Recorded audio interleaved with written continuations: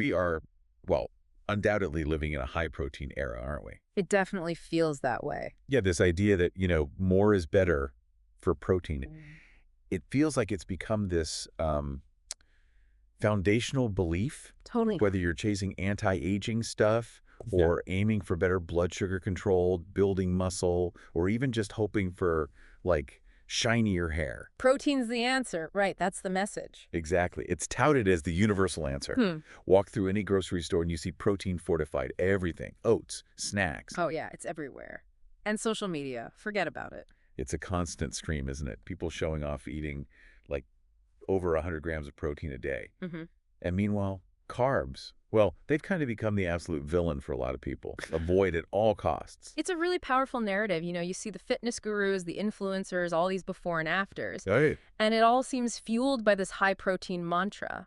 But, well, like with so many trends, there's often another side to the story. The part that doesn't make the highlight reel? Exactly. So our mission in this deep dive is to ask, well, a pretty crucial question.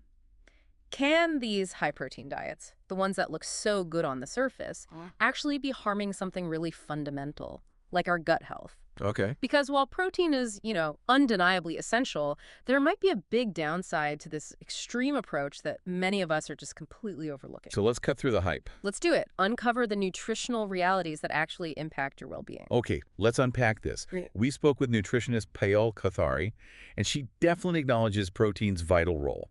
No question there. Right, it is essential. But she also expressed some pretty deep concerns about how intense this current trend is. She actually called it a mixture of vanity and performative Instagram culture. Wow, okay. Strong words. Yeah.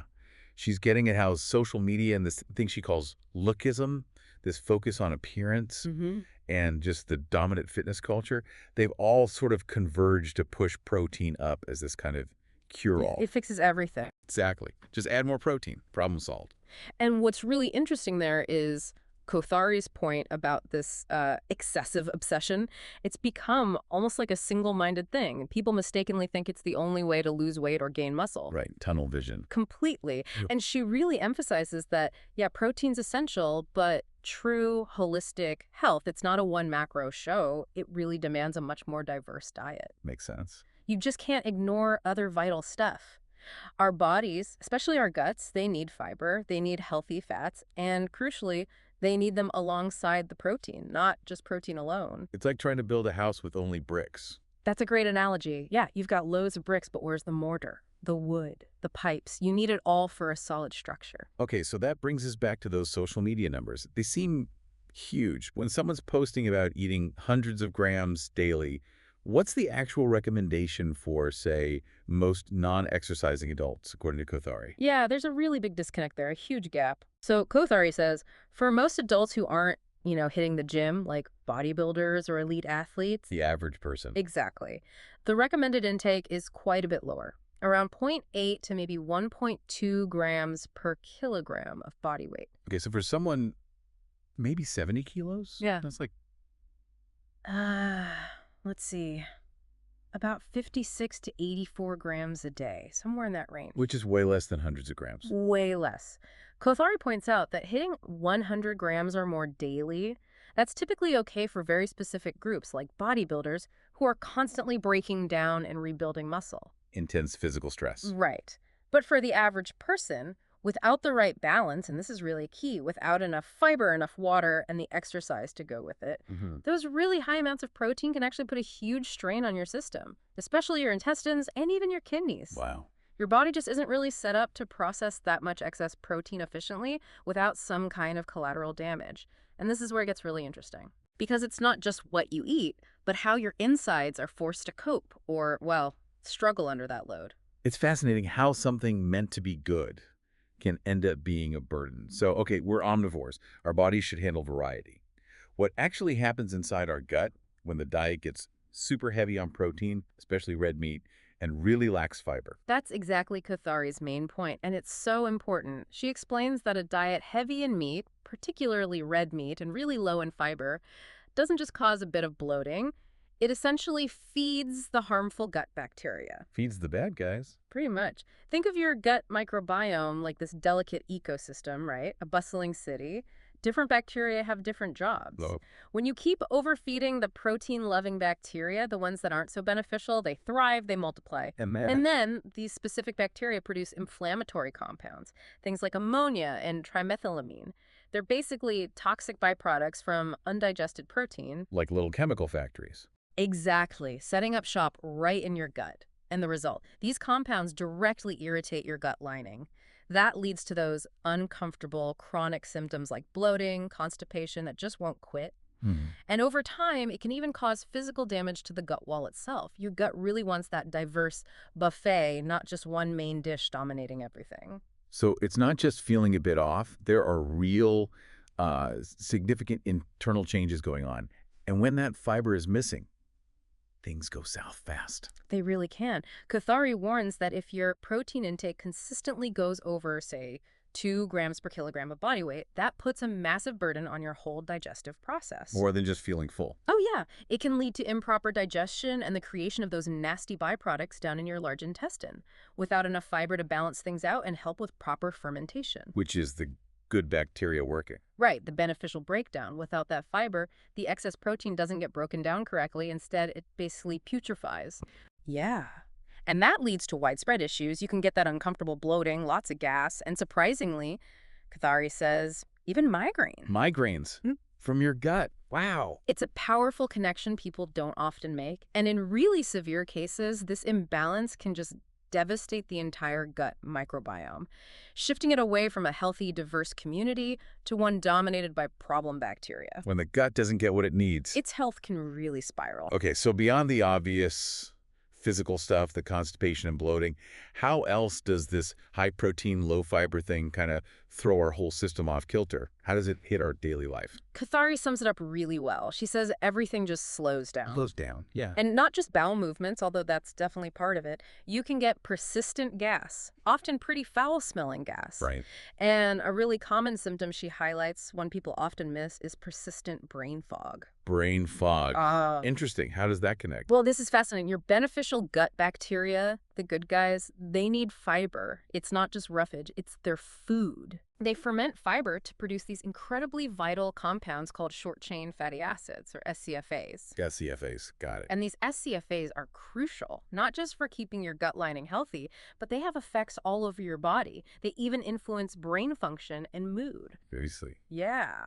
So when those good bacteria are starved because there's no fiber, that vital communication breaks down. Your digestion slows right down, and overall inflammation in your body goes up. Inflammation from the gut.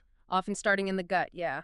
And that systemic inflammation can show up as that frustrating brain fog, low energy levels, just feeling sluggish overall.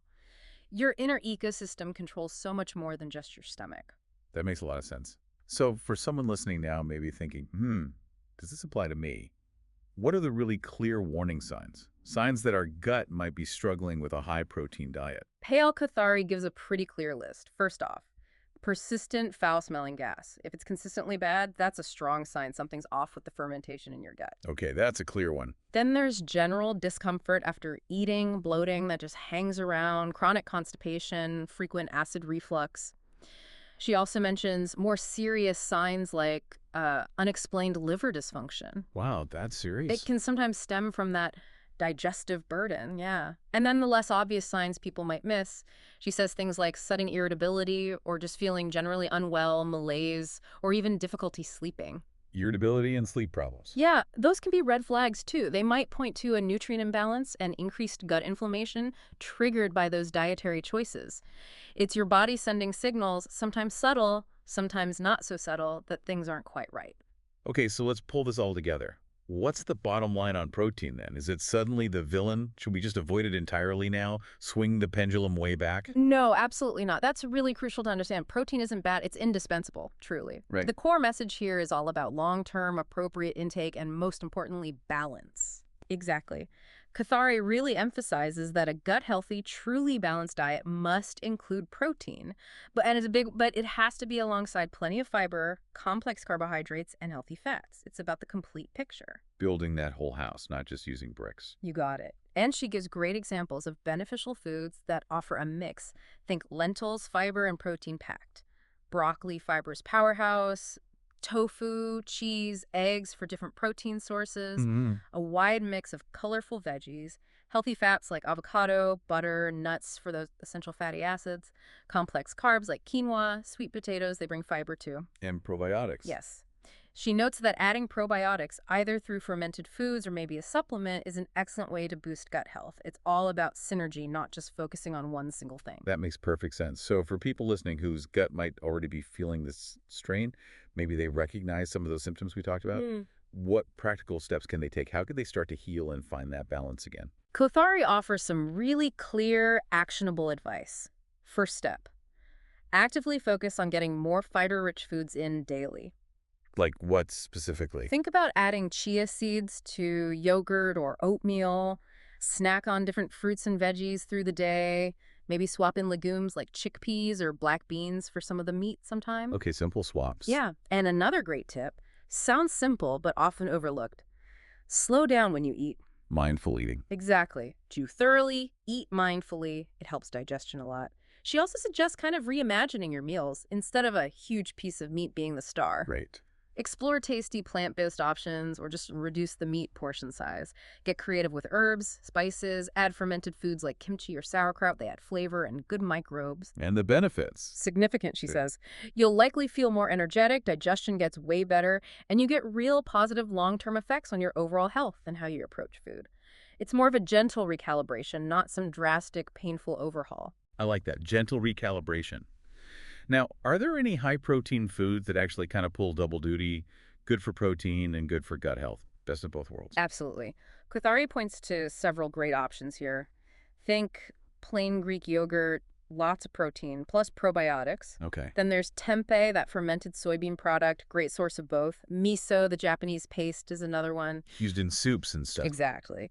And natto, also fermented soybeans from Japan, maybe an acquired taste for some, but it's a probiotic powerhouse. Or fermented foods are key here. They're fantastic because the fermentation makes nutrients easier to absorb and adds those beneficial probiotics.